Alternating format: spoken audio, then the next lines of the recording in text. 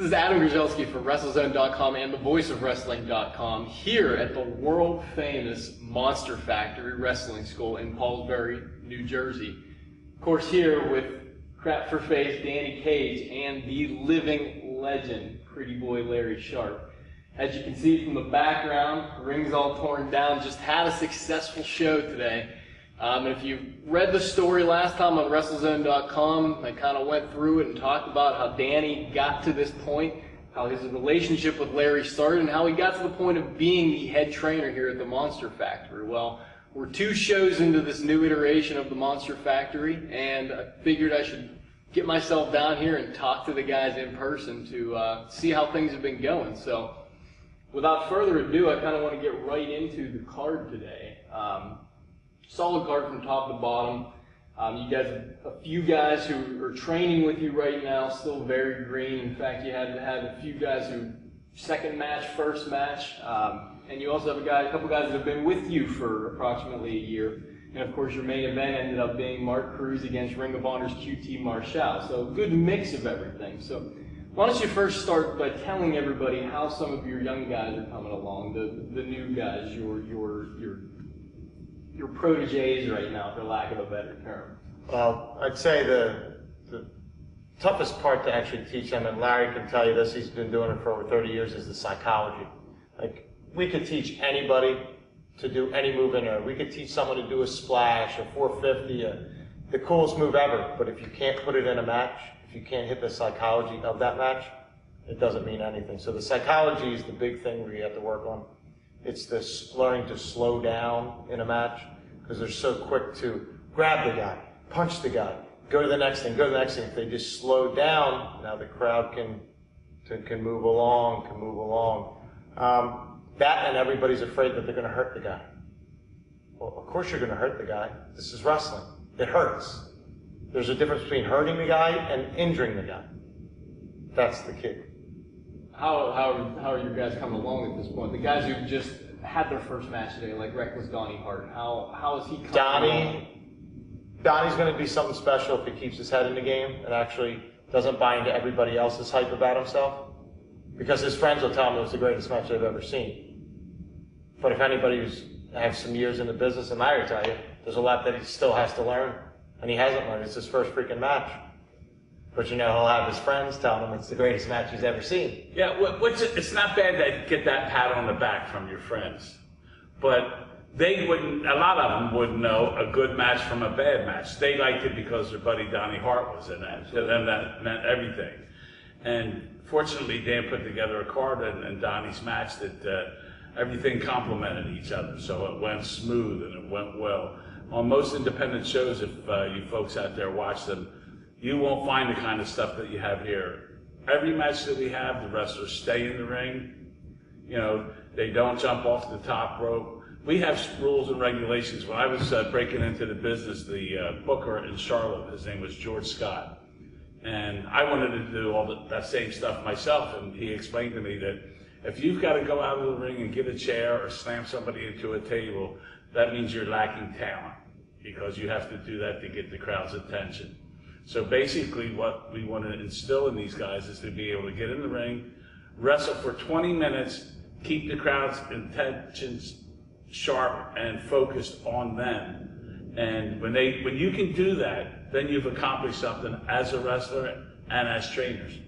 Well, and speaking of putting together the excellent matches, we referenced the main event earlier between Mark Cruz and QT Marshall. Oh, talking to you earlier, Mark is a guy who you started training about a year ago. Yep. Talk about his progress at this point, because I mean that was a fabulous match to say the least. That you could turn on a TV on Monday night and watch that and say, yeah.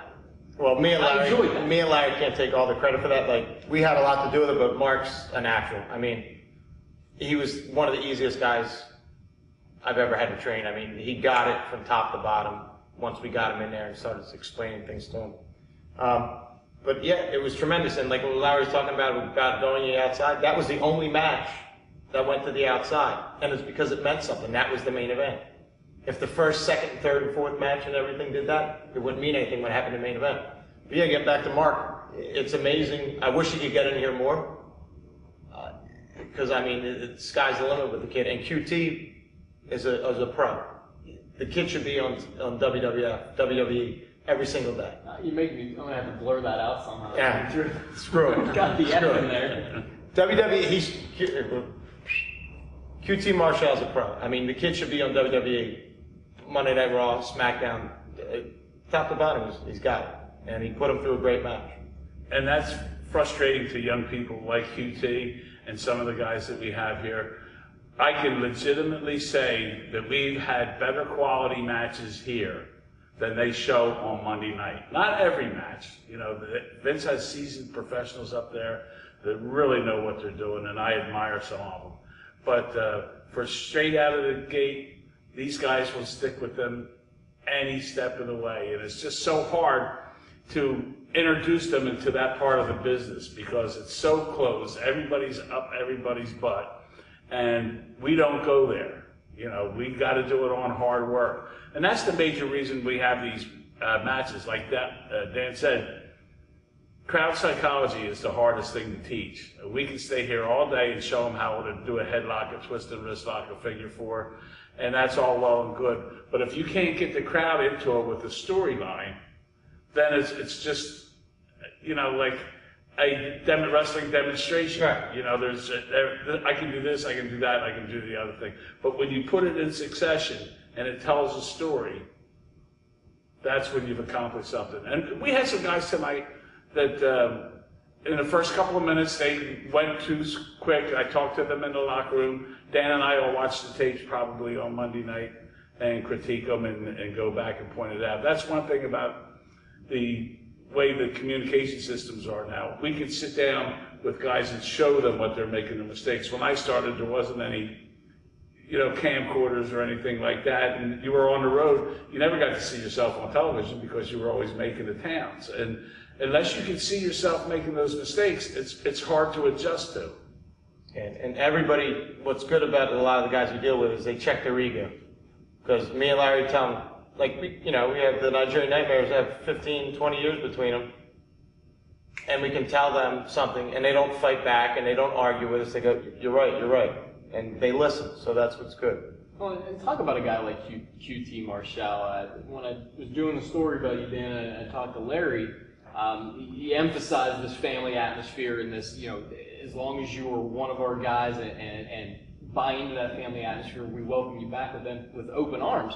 And talking to QT before his match tonight, you know, he was explaining how he doesn't tour the indies that much anymore. Of course, he's with Ring of Honor and he's got a lot going on with that. But he said one place that he'll never say no to is the Monster Factory. So, I mean, talk about that relationship that you have with him and how important that is for you. Well, I love him. I love him for that. And me and QT go way back. I mean, when he was just a chubby kid known as Twinkie. I mean, that was his name. He was known as Twinkie. Did you give him that name? No, I didn't give him that name. But he was just a chubby kid. And you watched him and you're like, okay, well, this guy. And it's so great to show the students, like, his first match. Because he was not good. He was not that good. And if you would have saw his first match, you would never guess what he's at now. And to show the guys who aren't getting it right now, and you go, look at QT Marshall's first match. Look at that match. And now they can get it. Okay, well, he couldn't do anything. He could do something, just not as good as he is now. But I mean, he's always stayed in communication, and he always communicates with me and Larry, and he does things the right way. He doesn't burn bridges, he doesn't backstab people, he doesn't talk. You got to understand, like, too many people in the indies now will backstab people, will talk about people. Why? We're fighting over the same dollar. You know what I mean? There's money to be made if we all would work together, and that's what's great about QT. He gets it, and he's working for Ring of Honor, and he still comes here. I mean, that says a lot.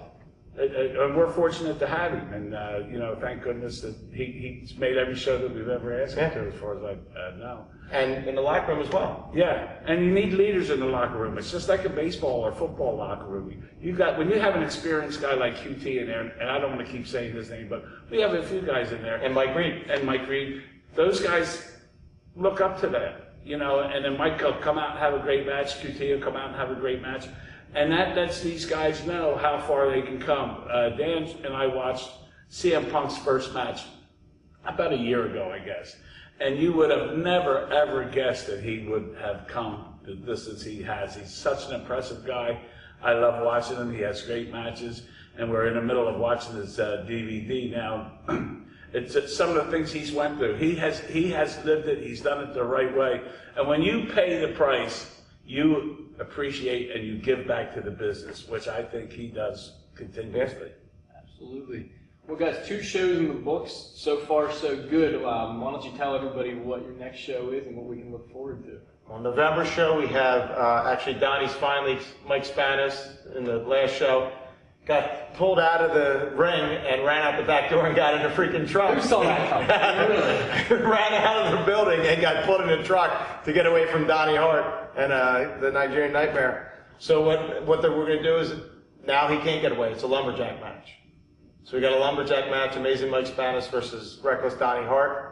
All you guys need to check it out, November 17th. It's going to be unbelievable right here at the Monster Factory. After that, and a battle royal as well after that. And December 15th, we'll have another one, and that is going to be a heavyweight title tournament to decide the Monster Factory Pro Wrestling Heavyweight Champion. Absolutely. Sounds great. Well, guys, thanks for having me. It was an excellent show, and everybody, out there, hey, we all follow WWE, we all follow TNA, but get out there and check out the Indies. It's an experience that you'll never forget. You get up close and personal with some excellent guys, and you get to meet, again, some living legends like Larry Sharpe and one of the hardest workers in the business, Danny Cage. So definitely get out here if you get a chance. Check out the next show, but just support the Indies in general because it's an experience you'll never forget. So everyone take care, and guys, thanks again for having me. Excellent show. Appreciate it. Thank you very much. Thank you. Thank you. Thank you, bro.